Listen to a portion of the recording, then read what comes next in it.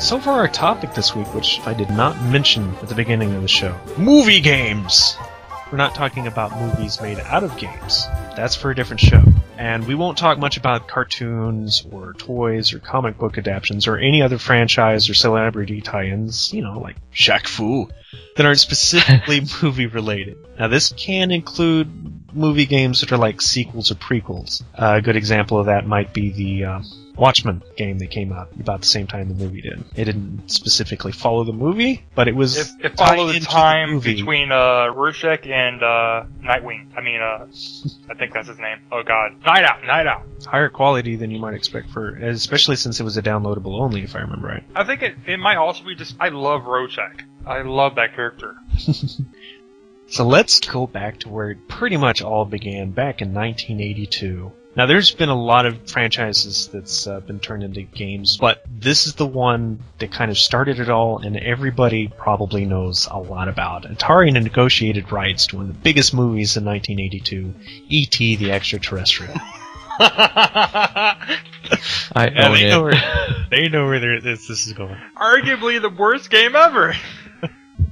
So by July that year, the movie'd been out just like a month, they gave Howard Scott Warshaw a mere 5 weeks to finish the game before the Christmas season, and became one of the most legendary media disasters of all time, even being considered one of the direct causes of the video game crash of the following year, because overproduction of their surefire hit, air quotes, caused millions of unsold copies of the game to allegedly ultimately find themselves in a New Mexico landfill. That's the story a lot of gamers know. What they may not know is that Warshaw, who worked on Yar's Revenge and Raiders of the Lost Ark for Atari prior, was specifically asked for to do the project by Spielberg himself. Warshaw had plans, really big plans, of which most of it actually made it into the game, but not in the ways he intended.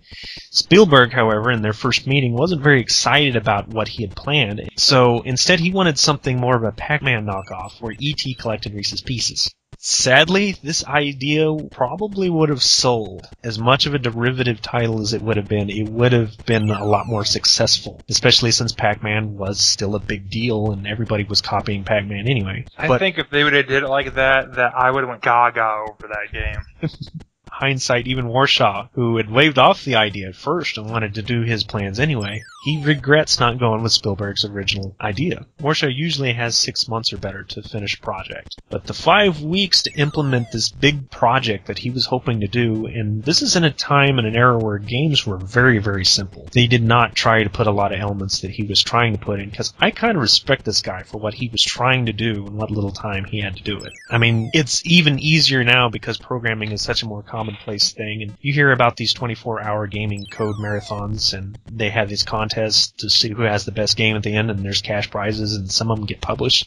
This guy would have fit probably right in with all of those. But worse yet, Atari, on its tight schedule, skipped the audience testing entirely and went straight in production.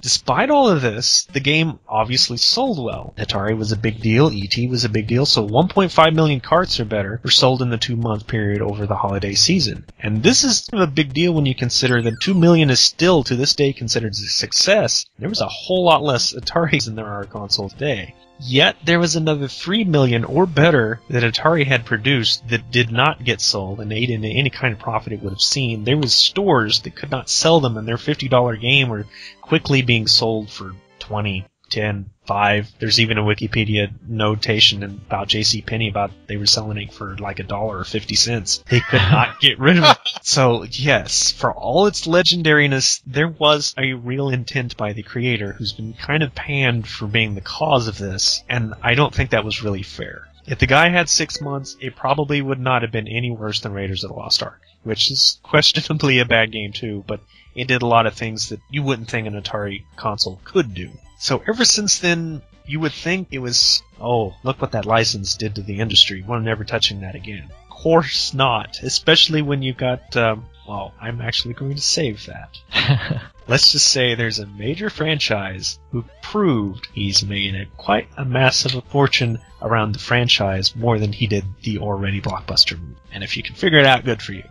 But licensed game made a natural comeback all the same. So companies like Acclaim, Onocean, and LGN largely led the way to shelling out franchise after franchise to consoles, and a great deal of them be considered some of the worst games on the system, if not ever, or at least schlock betrayals to their movie counterparts. I can point to all sorts of stuff from Total Recall and Back to the Future. Anybody that's seen Ghostbusters. I'm sure a lot of you guys have probably seen the Angry Video Game Nerd videos, and how many of them are based off of movies. That is not a coincidence. Let's make this game as fast as we can and throw it out. And sometimes there was movie tie-in games that went different directions, almost like they didn't have the complete license. Robin Hood, Prince of Thieves comes to mind. It followed the movie's story, but it shared very little of pretty much anything movie-related. None of the actors' faces were digitized. It was all original there, and none of the lines from the movie, as far as I can remember, were actually interjected into it. I just remember as a kid, I played all the Disney movie video games. I just, like Aladdin. The Genesis version, far superior than the Super Nintendo version that you could beat in 20 minutes if you wanted to, on the first try. I don't know, I have the Super Nintendo Aladdin. I thought it was fun.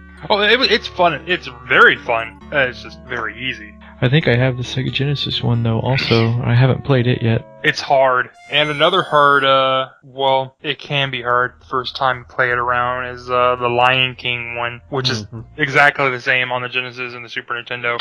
I think the second level had me, for the first time ever, when I was playing a game, rage quitting and throwing the controller in rage. It was just so difficult until you figured out what you had to do. The entire level consists of you riding a ostrich. You go flying over giraffes' heads, and you have to avoid branches and stuff. And you get to this point where you have to do a sequenced number of jumps, and it has to be timed perfectly, otherwise you'll die. Kids games. Yeah, exactly. Yeah, I remember when the first time I played that was over at Luke's house, and we rented it, and it was always a feat when we ended up getting to Scar. Oh, Scar, the fight with Scar is so awesome. When Scar knocks you down, he just starts bitch smacking you. That's the only way I can put it, because it's like he just starts bitch smacking Simba. So what about regular Nintendo games? I've got games like The Little Mermaid. I never played that one. Well, see, I played that one at Luke's. It belonged to his sister. And I was like, I like The Little Mermaid movie. Let's see what the game is. You know, we just would sometimes go through those games like that. Like, she had a Barbie game also that we played, just so we could pick on it, basically. And we went through The Little Mermaid, and we had originally intended to pick on it, but there were some vaguely Mario-like elements to it. For instance, there was a level, I don't remember the level, I don't remember much about the game, but there was a level that was a lot like the 7th castle of the original Super Mario Bros.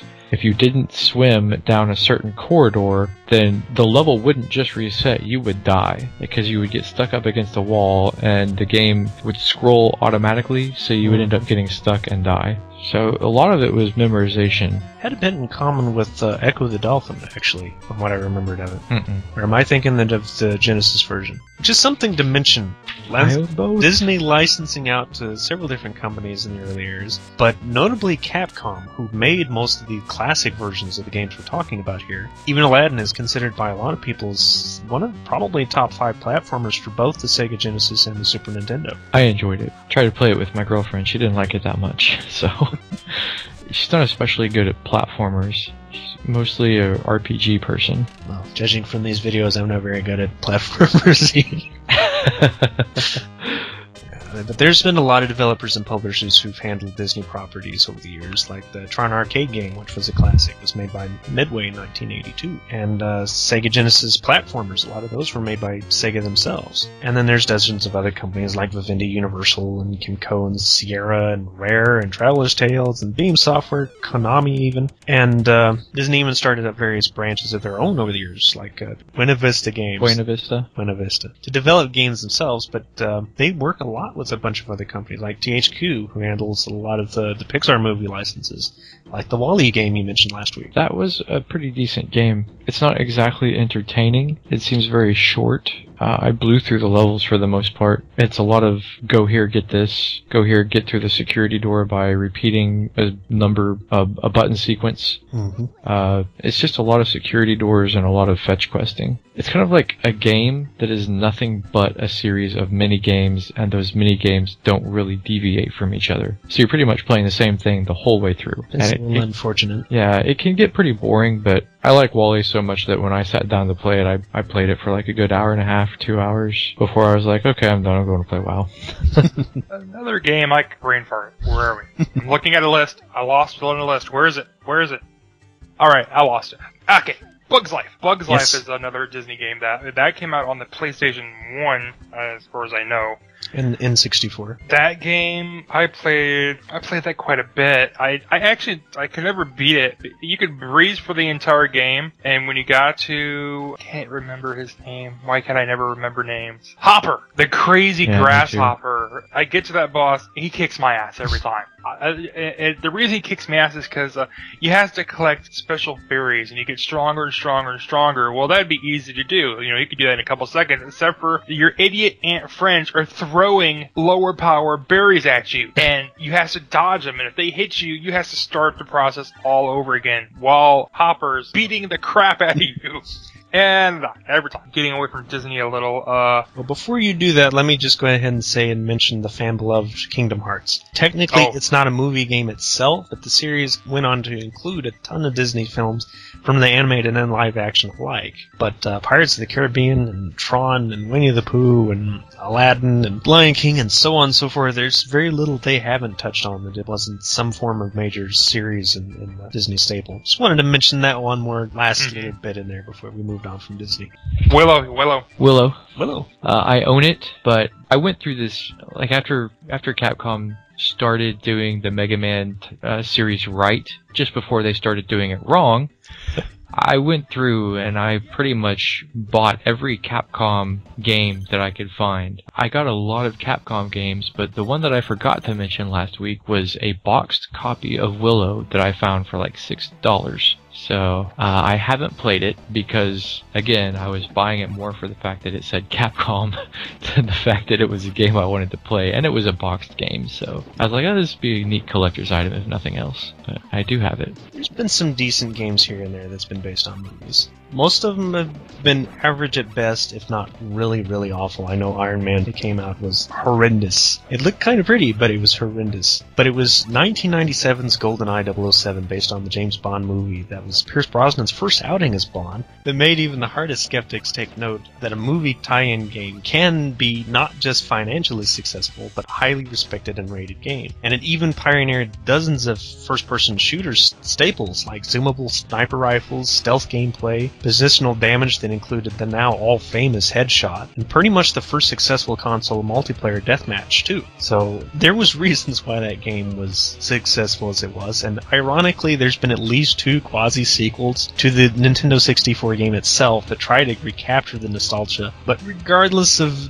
debates on whether the games were actually good or not, and they rated fairly average. I have not played either one of them, but I think all but the most diehard of Bond fans knew it for what it actually was, and that was kind of a sad attempt to cash in on nostalgic GoldenEye nostalgia. Yeah, there have been a lot of those cash attempts recently. People aren't willing to take risks with new IPs, so they just try to cash in on old nostalgia factors.